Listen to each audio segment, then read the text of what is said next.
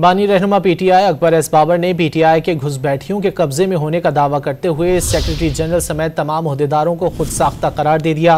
इस्लामाबाद में election commission के बाहर गुफ्तगू करते हुए अकबर एस बाबर ने कहा, ये जमात अपने अंदर जमहूरियत, आइन और कानून नाफिज नहीं कर सकती। ये मुल्क में आइन, कानून और जमहूरियत कहाँ नाफिज करेंगे।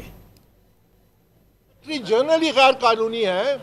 जब सेक्रेटरी जनरल ही खुद साख्ता है और बाकी तमाम ओहदेदार भी खुद साख्ता है, जिसको इलेक्शन कमीशन भी तस्लीम करता है, तो फिर उनसे ये इख्तियार कैसे।